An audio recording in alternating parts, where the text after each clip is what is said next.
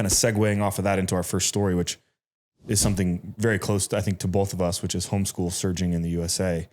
I think that a big reason why we chose to homeschool our kids coming out of 2020 was so that we could have better control over the narrative and the thoughts and the things that they are being fed. And we have thus far done a good job of raising very positive, strong-minded young people. And I think in order to be successful, you have to relentlessly audit what's going on in your head, the things that you're listening to, your overall diet of what you're being fed. And school is probably one of the worst places where you're getting fed the most noise and junk at the moment. People send their kids there and expect them to come out healthy. And healthy is more than just your diet of food intake, right? It's everything that you're consuming. So, yeah, that's good. Well, even before we jump into it, if thinking about how public schools, not all of them to give credit, but how they can be so, the impact can be negative if you're taking that video, how students walk away feeling about where they're standing amongst their peers, why they're even here, all the things that, I mean, you and I were in public schools, what we were thinking about at times. So very interesting. Well, this article comes by way of Newsweek. And we refer to the nation, but the headline actually reads, Texas sees surge in kids being homeschooled. But if you extrapolate that, it's clearly not just Texas where this is happening, but they're profiled. They lead off by saying, years after the COVID-19 pandemic began, Texas is seeing a rise in homeschooling, new census data shows. According to the U.S. Borough Household Pulse Survey, homeschooling grew from 2023 to 2024. Nationally, 4.3 million children have been homeschooled this year, compared to 3.7 million last year. Wow. It's a significant jump. However, not all states saw equal rates of homeschooling growth. Texas accounted for 6% of the total homeschool enrollment in 2024, up 3.7%. Based on those numbers, the state has sustained a 69% increase in homeschooling year over year. That's significant because they're such a large state. That's in comparison to Florida, which actually saw a drop in homeschooling enrollment. California, another large state, only saw an uptick from 2.3% in 2023 to 3%, unfortunately. Still an uptick across 38 million people. Well, That's yeah, and pretty material. And if you think about the apparatus of California, uptick in general is a significant indicator, right? Yeah.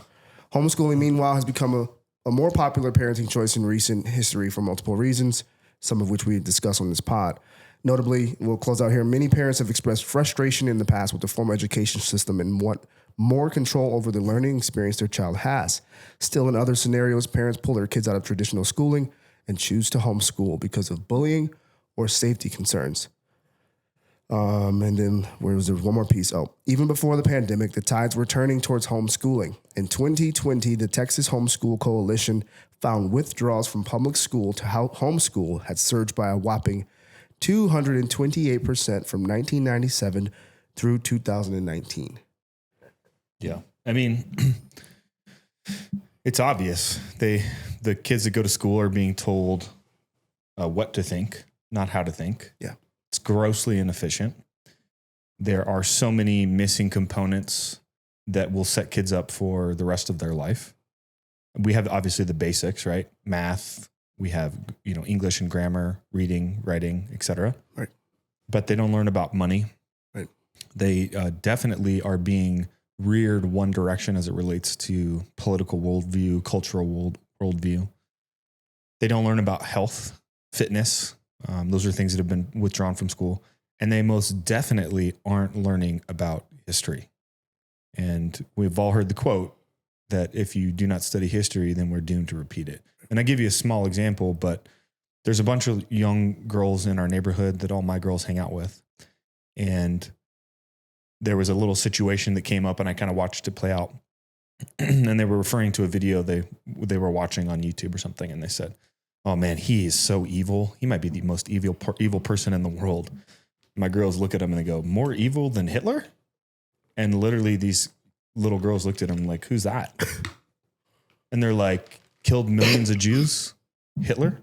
And they had no idea because they weren't being taught those things in school, right? And this is a family that I would consider smart, affluent, educated. that just kind of like pass their kids off to school and assume that they're going to be educated appropriately. My kids spend about 4 hours a day doing school. They get state tested, and in every single subject, they're at least one full grade ahead. Some as high as 4 or 5 grades ahead. And when they're done with school, you know what they do? They work. They have a little business. They go knock doors and sell jewelry. They have a little babysitting business, pet sitting business. They help clean the office that we're sitting in right now. They are learning skills that are going to make them valuable contributors to society, right? That's the difference. I don't want to raise robots that fit into the machine and just do what they're told. In fact, that's counterintuitive to everything that the American culture teaches. Right. But for doing so, from the far left, I would be considered a Christian nationalist, right? Because I want my kids to think for themselves, to be entrepreneurial, to have perspective other than what's being taught from these super woke teachers at these public schools. And the vast majority, I mean, even in our little conservative community that we live in, I mean, it's rampant. It's everywhere. It sure is. And so that's my take on it. So what would be your, I guess, thinking about the entrepreneur out there who's building a business, he's busy. Yep. She's busy. Perhaps wife is working, maybe not. But they can see, man, I don't know about this factory that we're sending our kids to. How do they, it's such a simple question just in terms of like, how do they do it? That's not what I'm trying to ask you, but we've created this narrative where it seems not possible. Like you're almost having to, it's going to fall apart, or I have to work in order to. Yeah, I just don't agree with that, right? There's never a right time for anything. There's never a right time to get married, never a right time to have kids, never a right time to quit your job, change jobs, buy a business, start a business, travel the world, whatever it might be. If it's important to you, you'll figure it out. Yeah. This kind of goes all the way back though to just traditional values, right? Of like, I have a wife who is very talented business person and she can work, right, but she has chosen to be a homemaker who also looks after teaching our kids. Now, that's not to say that it's going to be easy, right? Because if you have kids that are, across the spectrum of age categories, our kids are pretty close in age. So that definitely helps a bunch. But that saying, where there's a will, there's a way, is a very real thing. And at a certain point, your kids reach this rhythm where they're self-starters, right? So that's the other skill set that we're teaching our kids is how to self-start. And they do school year round. There's no 3 months off. They're literally doing, all their friends are out. They're doing school for 1.5 to 2 hours every single day. A normal day for them would be somewhere between 4 to 5 hours of school. They're continually doing that, which allows them to get 3 months ahead of all of their peers and keeps them in the rhythm. Do you get 3 months off every year? I definitely don't. Nobody gets 3 months. That's not a reality. And so our kids are learning these life skills that they aren't being taught in school. And so we've just decided that this is more important. And the way that I look at it is if I wanted to send my kids to get a better education, I would send them to a private school, and it probably cost me $25,000 to $30,000 a kid. So my wife is now home with them, teaching them, and that's, saving us $65,000 a year. Plus I know that they're being reared correctly. Right. And so to me, that's invaluable. Fact. That's good. Well, let's transition to this next story. Yeah. Harry Dent. Yeah, coming off of the bubble. Yeah. Or coming off of homeschooling, which would be considered fringe.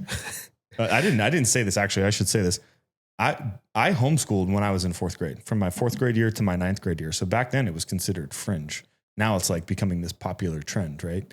And I turned out fine. And things that I had coming out of homeschooling was I was a self-starter. I was an independent thinker. Nobody had to tell me when, where, or what to do. I just did it. And by the time I got to high school, I was not very easily influenced by my peers around me because I was used to walking to my own drum.